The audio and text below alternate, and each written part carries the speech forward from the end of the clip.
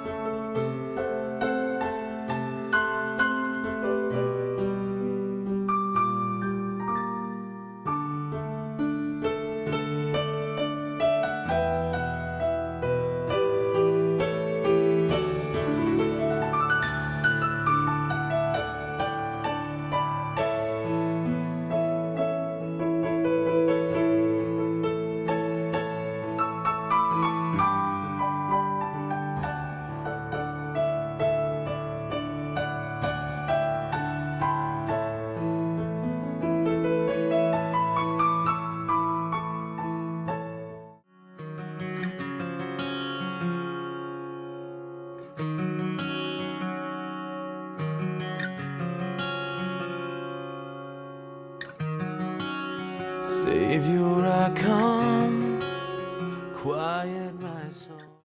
Este salmo empieza así: alabad el nombre del Señor, alabadle, siervos del Señor, los que estáis en la casa de Jehová, en los atrios de la casa de nuestro Dios. Alabad al Señor en momentos de dificultad, en momentos de alegría, en momentos de gozo, en momentos de prueba, en tiempos de enfermedad, en tiempos de soledad. Dice, alabadle. Se lo dice a sus siervos, sobre todo, siervos del Señor, alabadle. Y la verdad que necesitamos alabar al Señor. Eso nos reconforta, nos anima, nos levanta el ánimo. Cuando alabas al Señor, algo sucede en tu interior, que rebosas de alegría, de gozo. El Señor te renueva, el Señor te da nuevas fuerzas, te levanta y te quita el cansancio, te quita la tristeza, el desánimo. Necesitamos alabar al Señor. Necesitamos darle la gloria que Él se merece. Necesitamos decirle que le amamos, que le necesitamos. Necesitamos darle gracias, decirle cuán grande es para nosotros, cuán precioso a nuestros ojos. Es hermoso alabar al Señor. Yo te animo a que le alabes cada día un poquito más, que te goces en los tiempos de la intimidad, donde alabas al Señor de todo corazón.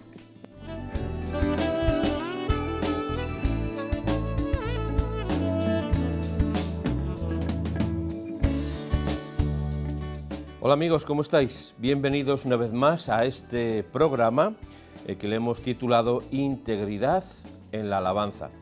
Y como su propio nombre indica, queremos que la alabanza sea íntegra, o sea, que esté realmente presentada al Señor con un corazón, a la vez de una voz, una música, unos cánticos, pero sobre todo con un corazón íntegro. Hoy vamos a tratar el Salmo 135 y permitirme que lea un poco del Salmo para entrar en situación de lo que vamos a decir. El Salmo 135 dice: alabad el nombre de Dios, alabadles, siervos de Dios, los que estáis en la casa de Dios, en los atrios de la casa de nuestro Señor, alabad a Dios porque Él es bueno.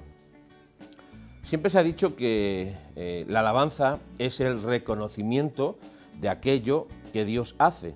En otras palabras, alabamos a Dios por lo que hace, le bendecimos por lo que hace, lo hacemos cantando o lo hacemos orando o lo hacemos con nuestra propia voz en el sentido de proclamarlo de una forma u de otra, pero estamos reconociendo lo que Dios hace. Eso es la alabanza. Pero también está implicado en el tema de la alabanza la adoración, que es por lo que Dios es, valga la redundancia. O sea, adoramos a Dios porque es Dios y no hay otro, y le alabamos por lo que hace. También por lo único que hace, porque nadie es comparable o nada es comparable a lo que Dios hace. El Salmo 135 dice muchas frases o muchas alabanzas acerca de Dios. La primera que dice es porque Dios es bueno. Yo sé que todos tenemos el entendimiento, no hace falta ser, yo creo que ni muy espiritual para entender que Dios es bueno y que quiere lo bueno o lo mejor para nosotros. Pero nuestra parte en ese proceso de recibir lo que Dios es, porque en realidad lo que recibimos es lo que Dios es. Si Dios es bueno, da cosas buenas, eso es algo más que evidente. No se puede, como dice la Escritura, dar un árbol que sea malo, no puede dar buenos frutos, y un árbol que es bueno, pues se supone que va a dar buenos frutos. En este caso estamos hablando del Eterno, del Todopoderoso, del que ha hecho el cielo, la tierra y todo cuanto en ellos hay. Y nuestra alabanza, que es un cántico, nuestra expresión de amor por Dios, se refleja en decir Dios es bueno. Pero no solo decimos que Dios es bueno, que es así, sino que lo experimentamos, porque la alabanza no es meramente una serie de cánticos, pueden ser mejor o peor entonados, pueden ser con voz exquisita o una voz pues no tan exquisita, pero no solamente se trata de que vocalicemos las cosas buenas que Dios hace, que también, sino estamos vocalizando lo que Dios hace y lo que recibimos de Dios.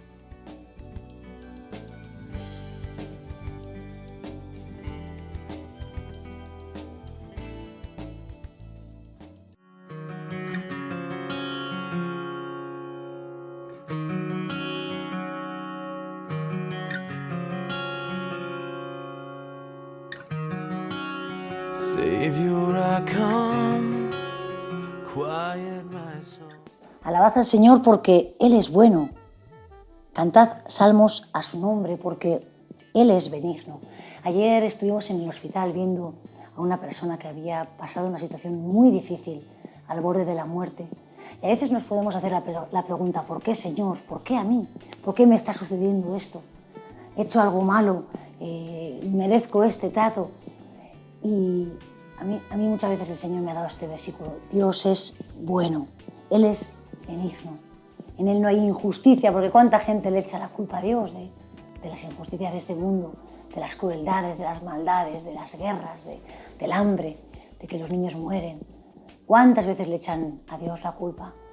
Y yo muchas veces cuando me entran dudas, cuando me entra tristeza o a veces no entiendo lo que está sucediendo en mi vida, recuerdo este versículo, Dios es bueno. Dios es bueno, en Él no hay injusticia. Él es el justo de las naciones. Él es realmente bueno, el único bueno. En Él puedes encontrar la bondad. Él todo lo tiene bajo control. A los que le aman, a los que le buscan. Hay un versículo que dice, ¿quién dirá que algo no sucedió que el Señor lo permitió? Dios permite todo lo que sucede sobre tu vida. Confía en Él. Confía en que Él está cuidándote. Cada detalle, cada instante. Cada problema, cada debilidad. Él está ahí contigo.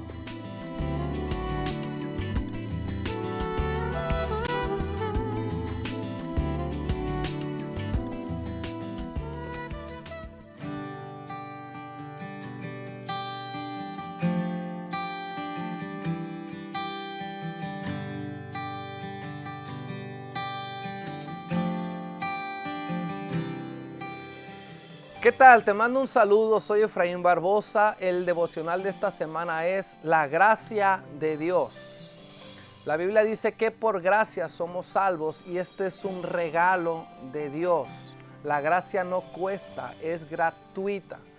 También Juan dice que Jesús vino a este mundo y estaba lleno de gracia y de verdad. La gracia es un regalo que Dios nos da para que nosotros, los seres humanos, nos arrepintamos de todo mal y nos acercamos nuevamente a Él.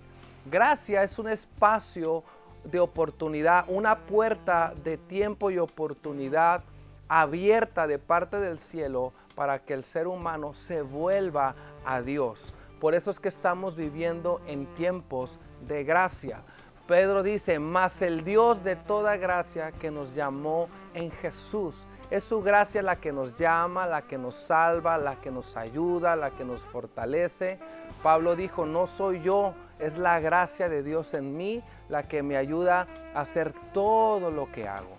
Entonces, si vivimos en un tiempo de gracia y de oportunidad, debemos de aprovecharla. Entonces, ¿cómo aprovechar tiempos de gracia? ¿O para qué me sirve el tiempo de gracia que Dios me da? Número 1, para dejar de hacer lo malo. Todos fallamos, todos pecamos, no hay bueno ni siquiera uno. Pablo dijo, yo a veces quiero hacer lo bueno y acabo haciendo lo malo. Pero cuando yo entiendo el espacio de gracia que Dios me ha dado, no es para hacer lo que yo quiera, comportarme de mala forma o jugar con las cosas de Dios, sino para ponerme alineado a su voluntad, arrepentirme de las cosas que estoy haciendo mal y comenzar una vez más a hacer lo bueno.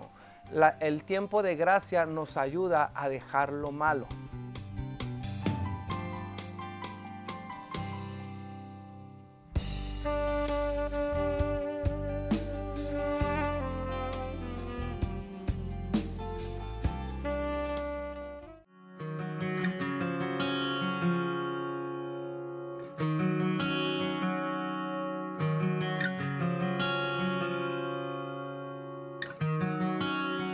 Savior, I come, quiet my soul. Porque el Señor ha escogido a Jacob para sí, a Israel por posesión suya. El Señor te ha escogido. El Señor nos ha escogido como posesión. Él es celoso. Él no te escoge para que seas amante de otros amores. Él no te escoge para que le quieras, pero de una manera superficial. Él nos quiere poseer, Él quiere que seamos su herencia, sus escogidos. Y a veces por eso nos mete en el horno de fuego de la prueba, nos purifica, quiere que seamos puros, que seamos limpios. A veces nos mete en dificultades, nos mete en complicaciones para probar nuestra fe, para eliminar todo lo que es hojarasca, es impureza, es sucio y maloriento. El otro día hablaba con una madre que tenía a su hijo en el hospital, moribundo, le habían dicho que podía morir.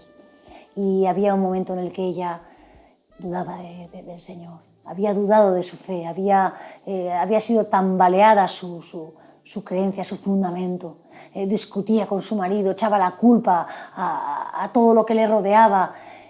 Y al final solo quedamos el Señor y tú, el Señor y tu situación. Y entendemos que Dios está por encima de la enfermedad, de las dificultades. Él nos anhela celosamente, Él nos prueba, Él nos trata para que seamos cada vez más puros y para que creamos cada vez más fuertemente en Él y confiemos en el momento más difícil.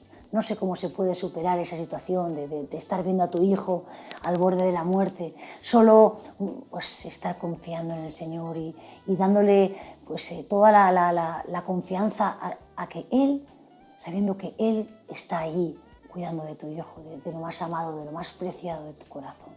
Que nunca dudemos de que Dios es bueno, que nunca le dejemos de alabar, aun en medio de la situación más trágica, más oscura, más difícil. Ahí Dios quiere que le amemos y le demostremos nuestro amor, nuestra fe, nuestra confianza.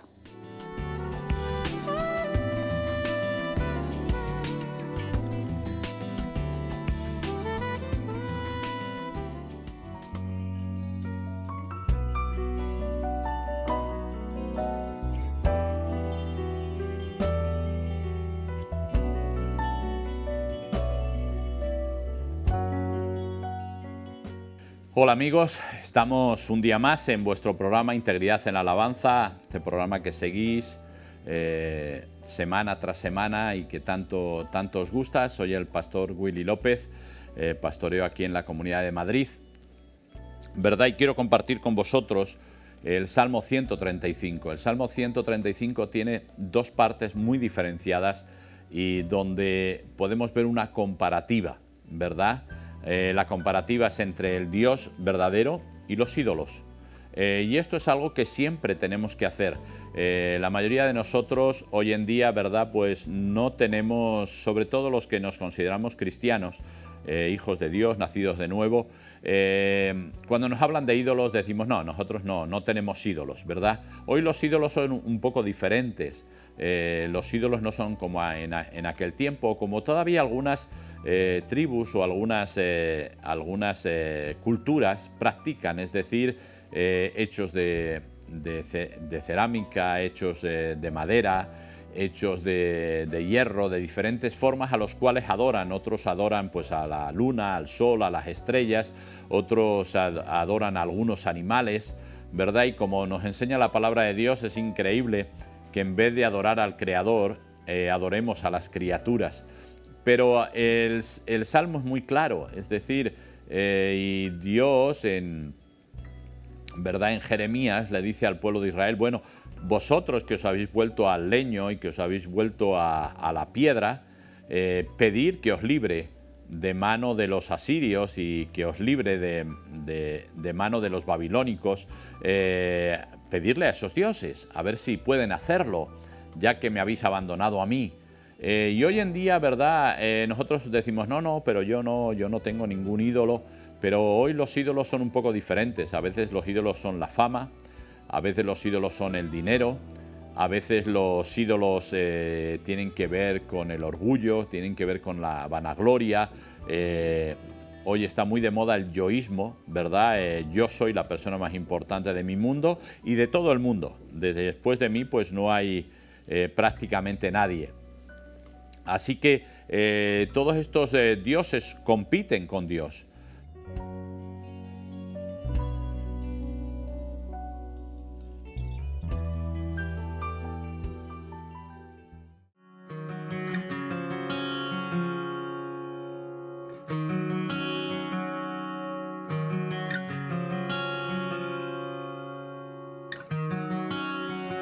Savior, I come, quiet my soul. Yo soy el Señor, dice que es grande, porque yo sé que el Señor es grande. El Señor nuestro mayor que todos los dioses. Él es todopoderoso, todopoderoso. Y sin embargo, ¿cuántas veces le limitamos, le hacemos pequeño? En la primera dificultad que nos viene, dudamos. Enseguida buscamos el consejo de Internet, el consejo del médico, el consejo de los profesionales de este mundo. Y hacemos a Dios pequeñito. Dice que Él es mucho más poderoso que todos los dioses. Que cualquier opinión, que cualquier autoridad de este mundo. Dios es todopoderoso. Él está por encima de todo. Él cuida de ti, de los tuyos. Él es tu sanador, tu protector. Él es tu mayor consejero, tu mejor amigo. Él es también a veces nuestro corrector, nuestro Padre que a veces nos corrige con vara santa y necesaria para nuestras vidas. Confía en Él y Él hará.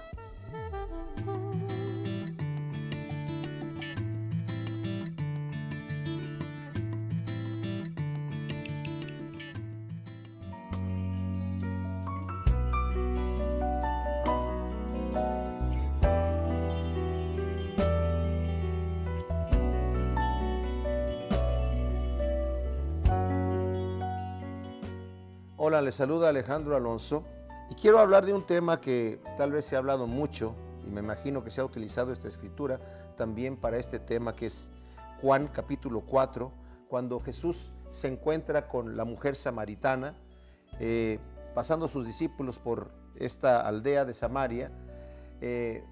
Los discípulos van a conseguir comida mientras el Señor se queda sentado junto a un pozo y llega una mujer a sacar agua. Y una vez que la mujer llega allí, el Señor le pide que le dé agua y la mujer le llama la atención que Jesús, siendo judío, le esté hablando a una samaritana, porque los judíos y los samaritanos no se llevaban entre sí.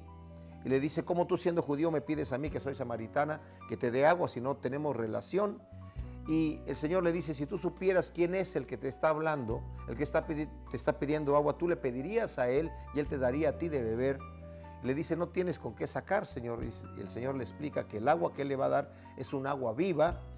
La mujer no entiende en sí completamente lo que el Señor le está diciendo y ella empieza a hablar del problema que había de división uno de los problemas que había entre los samaritanos y los judíos, que era la adoración. Los samaritanos adoraban en un monte de Samaria, mientras que los judíos adoraban obviamente en Jerusalén, en el templo, en donde había sido ordenado. Los samaritanos eran una población que tenían creencias mixtas y en realidad no sabían a quién adoraban. Pero lo que me llama la atención que el Señor le está diciendo allí, cuando está hablando con la mujer, y la mujer le dice: nuestros padres adoraron en este monte y ustedes dicen que uno tiene que adorar en Jerusalén. Y le dice Jesús: mujer, créeme que la hora viene cuando ni en este monte ni en Jerusalén adoraréis al Padre. Vosotros adoráis lo que no sabéis, nosotros los judíos adoramos lo que sabemos, porque la salvación viene de los judíos, mas la hora viene, y esto es lo importante que dice aquí, y ahora es cuando los verdaderos adoradores adorarán al Padre en espíritu y en verdad, porque también el Padre tales adoradores busca que le adoren. Dios es espíritu, y los que le adoran en espíritu y en verdad es necesario que le adoren.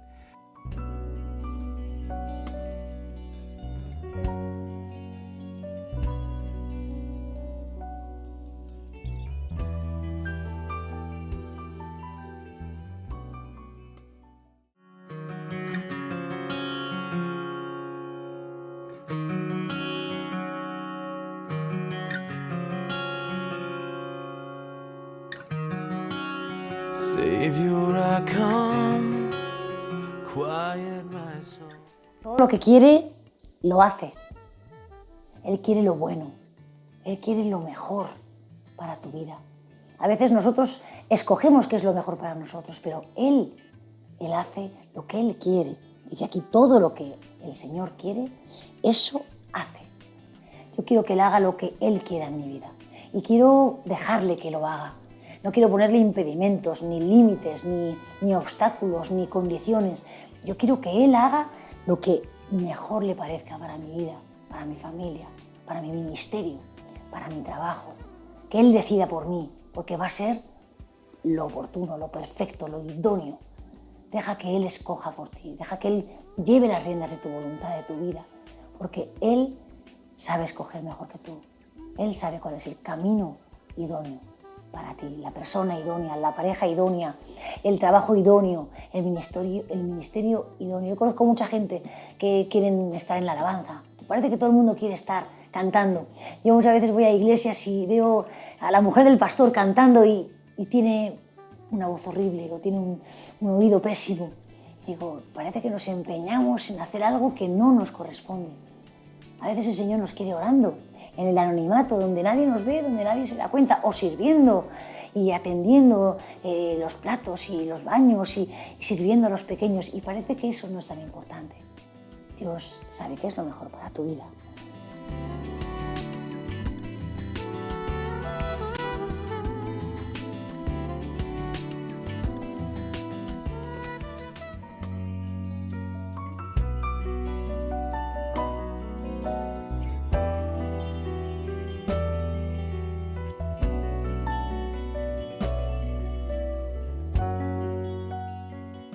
Y lo que está diciendo aquí el Señor es bien importante, porque muchas veces cuando hablamos de adoración queremos ver métodos, queremos ver maneras, queremos ver ciertas situaciones que sean las correctas para adorar a Dios, y las maneras cambian de acuerdo a las culturas.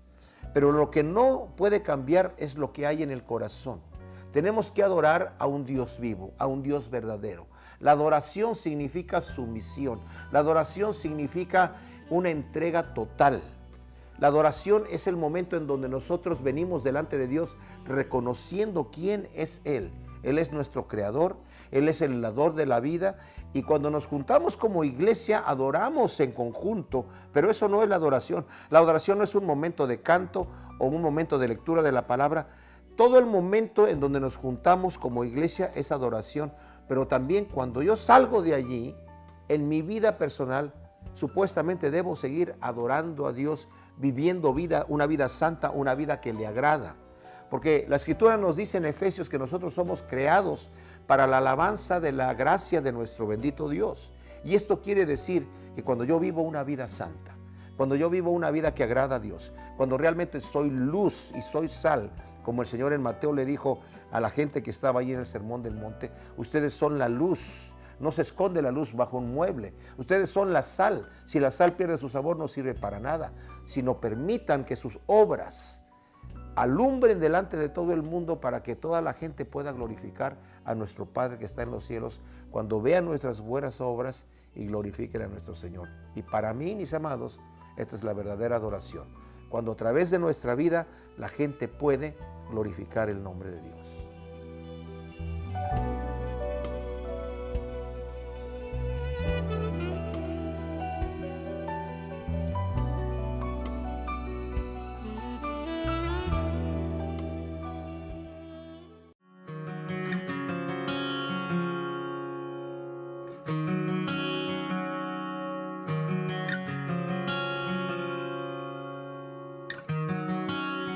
Savior, I come, quiet my soul.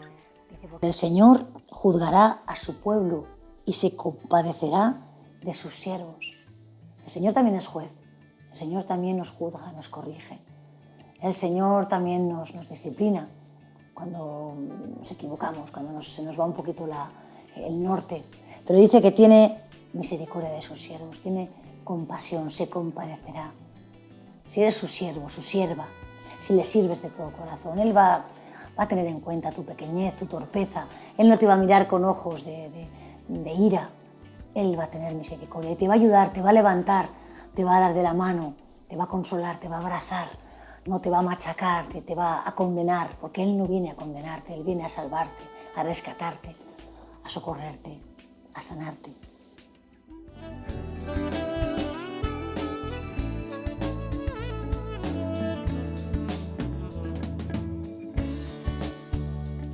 Y específicamente en este salmo se nos alienta a entender la diferencia entre el Eterno, entre el Dios Todopoderoso, entre el Dios de dioses, y digo dioses con minúscula, porque hay un solo Dios, Por tanto, no estoy hablando de dioses en plural, sino hay un solo Dios. Pero ese Dios verdadero se manifiesta en las cosas buenas, en acciones buenas, en milagros maravillosos, pero no se le puede comparar con los dioses, otra vez insisto, entre comillas y con minúsculas, que este mundo tiene. Además, en la expresión del Salmo 135, cuando describe las acciones de Dios, se le presenta como bueno, como benigno, como grande, como mayor que todos los dioses. Y otra vez insisto en esta palabra, dioses con minúscula, que hace todo lo que quiere. ¿No es algo maravilloso saber que Dios puede hacer todas las cosas? Todo. A veces en nuestro limitado entendimiento nos da miedo ciertas cosas en la vida y pensamos si puede ser, no puede ser, alcanzaré, no alcanzaré. Pues tal vez nosotros no tenemos, claro está, la capacidad de alcanzar ciertas cosas. Pero cuando uno pone la confianza en el Dios bueno, en el Dios verdadero, en el Dios todopoderoso, en el Dios grande, en el Dios benigno, entonces sí tenemos la oportunidad de entrar a otro nivel de comprensión. Y ese nivel de comprensión nos lleva a expresar en nuestro corazón esas alabanzas a Dios. Algunas personas se sienten un poco avergonzados y porque tienen temor a la crítica de los demás cuando se presentan alabando al Señor. Bueno, todos no tenemos, y yo el primero, no tenemos buenas voces como para que destaquemos en ningún aspecto de la alabanza. Pero es que es importante entender que ese Dios bueno, benigno, grande, hacedor de prodigios y de milagros, no está mirando el tono de voz que tenemos, sino el tono de corazón. Lo íntegro que somos cuando expresamos la alabanza.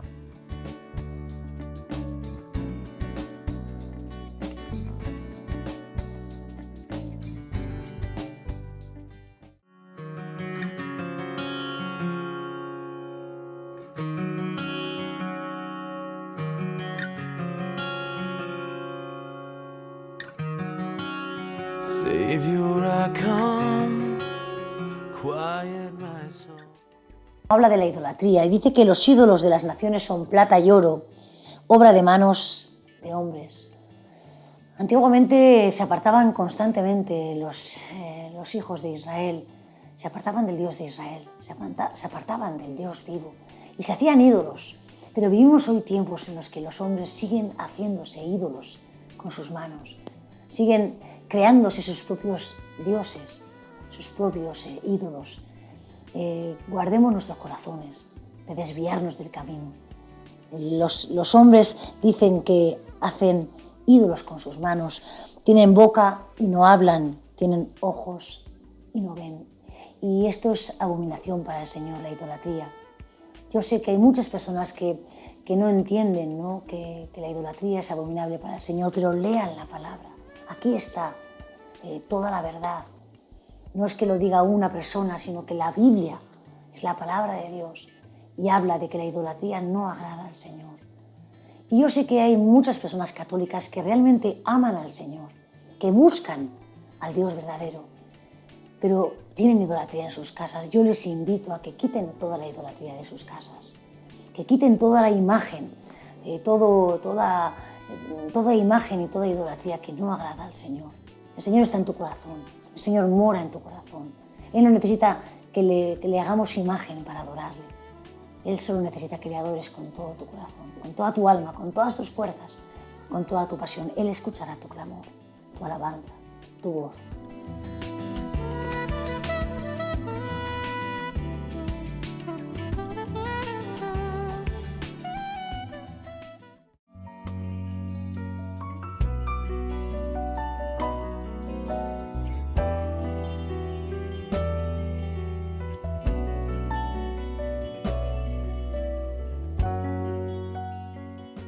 En la primera parte del Salmo, el salmista nos habla de Dios y de todo lo que hizo Dios, es decir, haciendo toda una rememoración desde Egipto, cómo los sacó de Egipto, cómo los hizo pasar el Mar Rojo, cómo los cuidó en el desierto, cómo los cuidó en el Sinaí, cómo después con Dios pudieron derrotar a tantos reyes, etcétera, etcétera. Es decir, Dios no es el Dios real no es un Dios teórico, no es un Dios que está ahí, el viejito ese con barba blanca, que está en el cielo y que bueno, ahí no se preocupa prácticamente de nada, solo de pasar el tiempo, ¿verdad? Pero no, es un Dios que se preocupó por su pueblo, que estuvo con su pueblo. Y hoy en día también Dios se preocupa de su pueblo, se preocupa por su pueblo. Y es importante que tengamos claro que sin darnos cuenta muchas veces estamos sirviendo a dioses que no nos han dado nada y estamos abandonando al Dios verdadero, que sí es el que nos ha dado muchas cosas, ¿verdad? Si eres creyente, pues el Dios verdadero te dio no solamente salud, naciste, te ha dado un trabajo, te ha dado salvación, te ha dado vida eterna, tienes un montón de cosas que te ha dado. Cuando tienes un problema puedes acudir a Él, Él siempre te ha librado, pero sin embargo a veces cuando tenemos un problema económico, un problema de salud, enseguida pues acudimos al banco, que sabemos que no nos va a dar absolutamente nada, ¿verdad? Nos vamos al médico, que sí, va a darnos un diagnóstico, pero realmente no tiene una cura exacta, no es una ciencia exacta la medicina para decirnos te vas a curar fijo, sino que va a intentar mediante una serie de medicamentos y de tratamientos que te cure, pero el Dios verdadero es el Dios de milagros. Lo podemos ver mucho más cuando Jesús caminó por la tierra.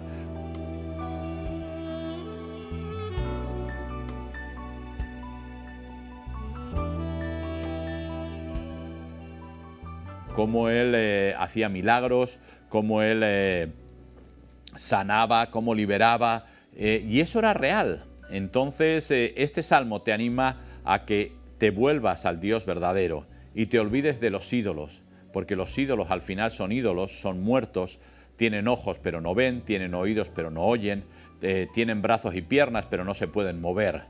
Así que vuélvete al Dios verdadero, porque eso es lo que agrada a Dios. Eso es alabanza a Dios y estamos ahora en integridad en la alabanza, ¿verdad? Así que alaba a Dios, volviéndote a Él y diciendo, Señor, tú eres el único.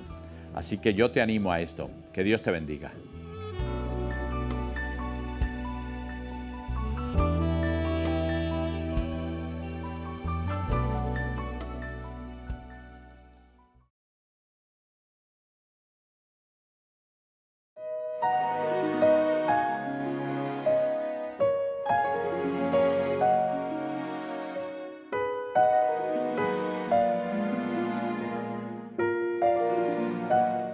Con gotitas de sabiduría declaramos que la tierra está llena de tu gloria. Venciendo la idolatría. Ustedes son mis testigos, dice el Señor. Antes de mí no hubo ningún otro Dios, ni habrá ninguno después de mí. Padre mío, tú eres mi Señor y mi Dios, deseo amarte cada día más. Ayúdame a no adorar a ningún otro Dios, porque tú, mi Señor, eres Dios celoso. Mi Señor, ¿a dónde me iré de tu espíritu? ¿A dónde huiré de tu presencia? Si subiere a los cielos, ahí estás tú. Si tomare las alas del alba y habitare en el extremo del mar, aún ahí me guiará tu mano y me asirá tu diestra. Tú estás sentado en un trono alto y sublime, tus faldas llenan el templo. Tú nos has sido refugio de generación en generación. Desde el siglo y hasta el siglo tú eres Dios. Por encima de ti hay serafines diciendo, Santo, Santo, Santo, la tierra está llena de tu gloria. Eres el Rey de los siglos, inmortal, invisible, el único y sabio Dios. Honor y gloria por los siglos de los siglos. Amén.